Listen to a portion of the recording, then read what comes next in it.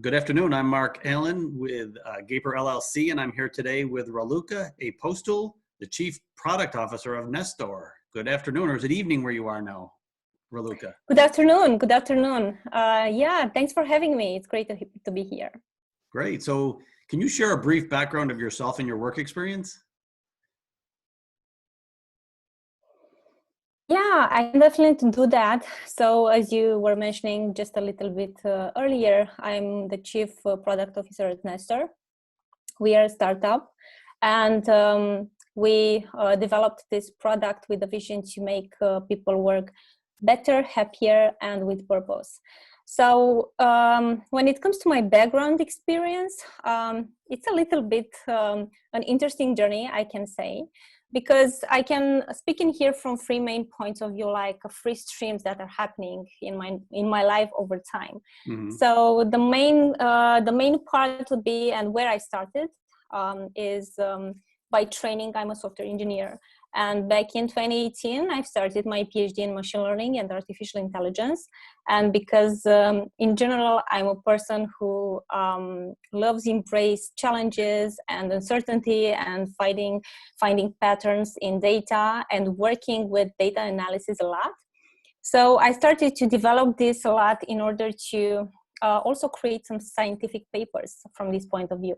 Mm. And some of the papers that we've been publishing together with a research coordinator in the university that I was doing the studies at the time. So it's the university from Romania. Technical University from Romania. Some of the papers were really great because they were started to be referenced in patents from global players like Intel Corporation and LG Electronics. So this is mostly about the scientific part of my life. The second one is the part of being really interested in learning more about people and people science. And while I've been working with various teams in companies like startups, but also established companies, IPO companies with small teams and big teams, I've started to learn more about how people work together. And this is something that really passions me because from this point of view, and part of the things that I was experiencing during my professional career, being a software developer or a technical leader or a product manager for various projects, some of the experience turned into the product that we are building now and we are developing over and over. And the last part is this entrepreneurship part, which is something that I really love being in, even though it's something that it's a roller coaster sometimes being in a startup, but it's something that really makes me feel better and working with purpose. Because for Nestor, which is an employee coaching tool, we are bringing together people science and machine learning, but also coaching practices and leadership tools to enable organizations to identify ways of coaching their people better, work together better, increasing productivity in teams, but at the same time also having a way of identifying opportunities or risks from organizational point of view in time. So yeah, just in a very short time, I can, this is mostly about myself and how we get from the research part towards building our own company a few years ago. And wow. Together with Nestor, we've been through Y Combinator Accelerator in Silicon Valley. Yeah, I don't know if you are familiar with Y Combinator. It's the most successful accelerator and investment fund in the world. So yeah, this is the experience that I have so far. Very varied experience, and I would imagine the employee coaching is pretty popular right about now with everybody working from home. Yeah, and it's really in the subject with what is happening, unfortunately, in the world. Yeah. And hopefully, on the long run, the employee coaching will also be something that will become like mainstream, even though we are switching back to offices or we are embracing this remote working, which I find it really useful for companies and extending teams with remote employment and so. Very good. So what has been your experience with remote employment, both as an employee and an employer? Yeah, I've experienced both of them. Um, what I can say is that the experience can be pretty different depending on the culture that you have as a company. So unfortunately, I had also really bad experiences with that, but at the same time, great experience. So from everything starts from your leadership team. This is in my opinion, because if your leadership team embraces a remote work environment and remote employment and establish some rules for building a company culture in this direction, then this could be a great experience, because it increases the diversity in your company and could cut a lot of costs and could cut a lot of timing in order to develop faster, because you can find great people in various locations. You don't have to be co-located in order to deliver something.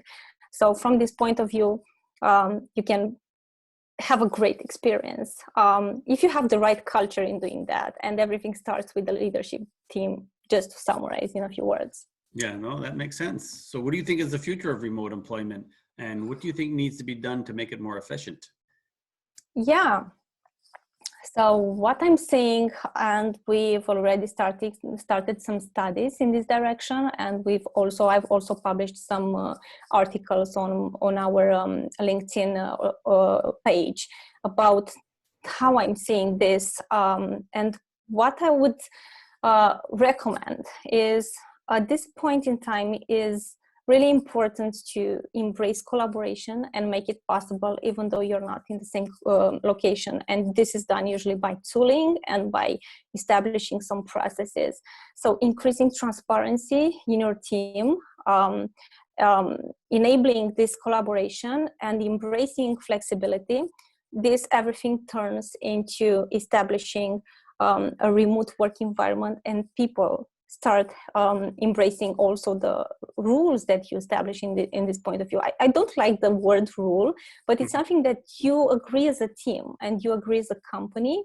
And every person that comes into your team, even though it's co-located or it's located in other part of the world, then making everything clear, setting the right expectations, prioritizing a lot, clarifying things that you have to do now or you have to do later, and connecting with your people through these video calls, or through everything that can be written and can be put in place. It's something that could add great productivity and efficiency and lower the costs. So I think that it's something that will be mainstream in the future, but yeah, we'll see. We don't know in these uncertainty times. Yeah, maybe processes is a better word than rules. Yeah, right.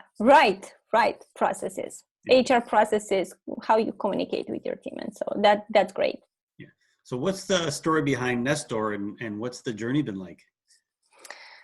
Yeah.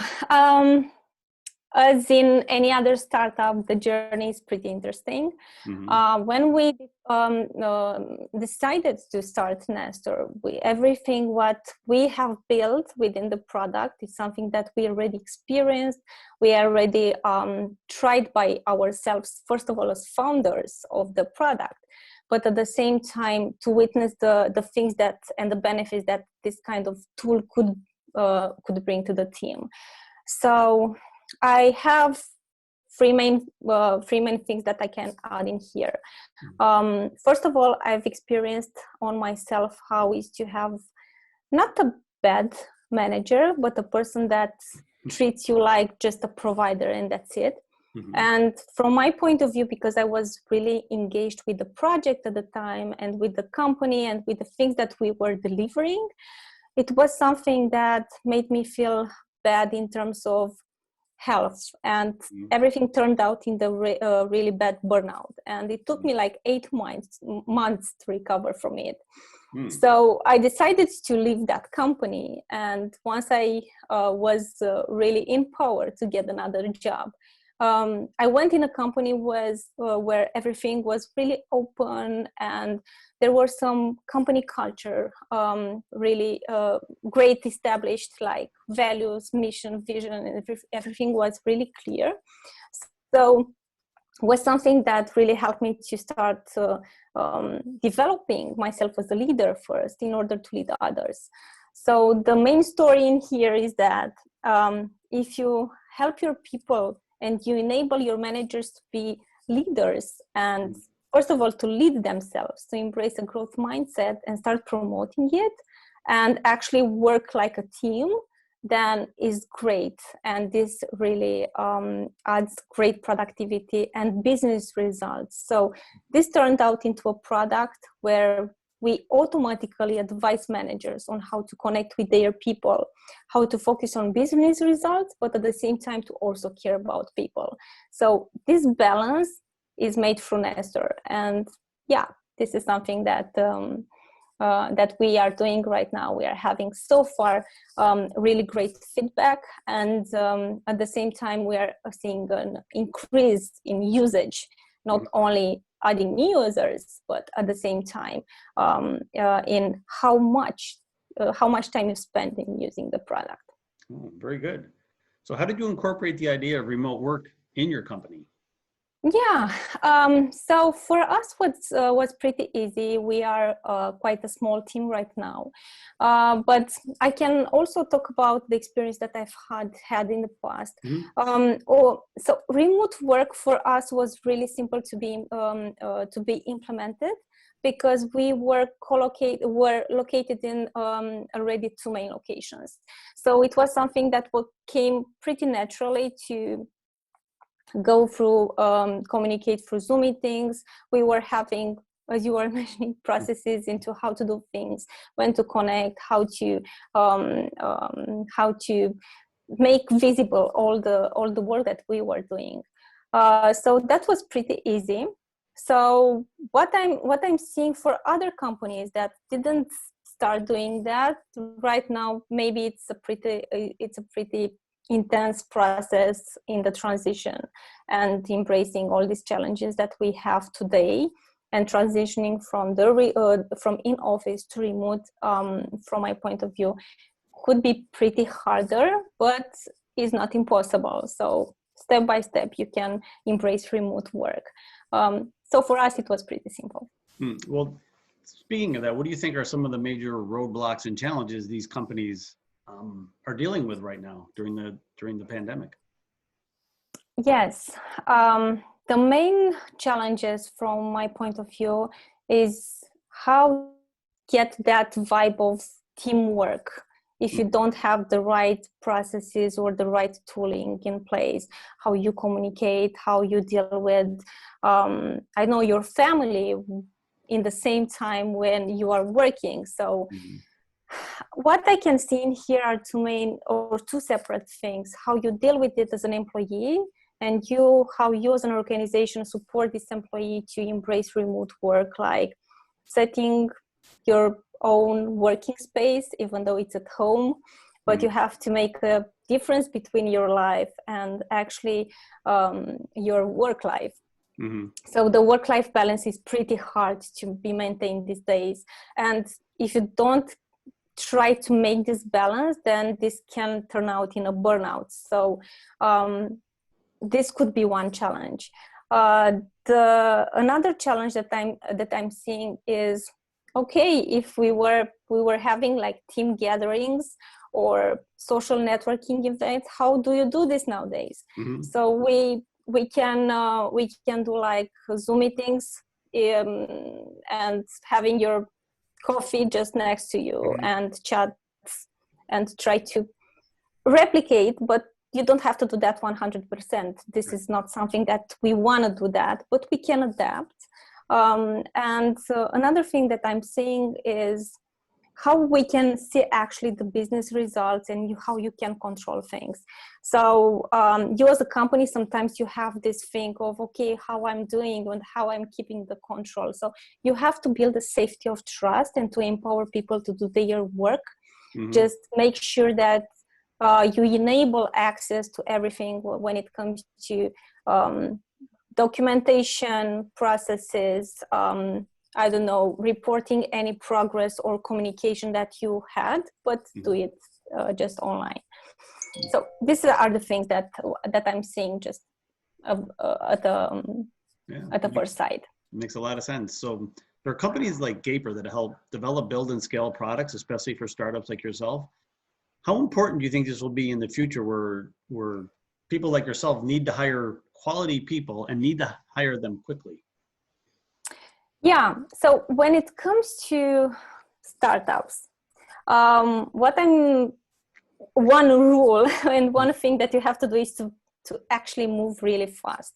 And because you are against some big players in the market, maybe some of the times you don't have the right resources, even though those are financial or those are people or any other resources, in order to expand your team really rapidly. Or if you expand your team and you have that there is another problem that I'm seeing in terms of cultural aspect. You have to have a culture of your team in order to be productive and effective. So when it comes to expanding to remote work, even though you take a full team or you externalize some of the products that you have, or you take some remote workers from other companies, this is something really great for startups, because in this way you can just make some communication. This is the input, the output, and try to make that connection between the provider and the person that owns the project. But at the same time, it helps you a lot to cut costs and increase development time when you have to deliver rapidly. But you can also establish a long partnership. So you just see this kind of services is not a service, but it's just part of your team. So everything stays into cultural aspect. This is what I'm seeing. Yeah, very good. So this has been great talking to you today, Raluca. I'd like to thank you for your time. Good luck. Hopefully you Thank you so much. Thank you. Hopefully you can get back to the States soon. Yeah. And have a great night. Thank you so much. It was great talking with you today, and yeah, stay in touch. Thank you.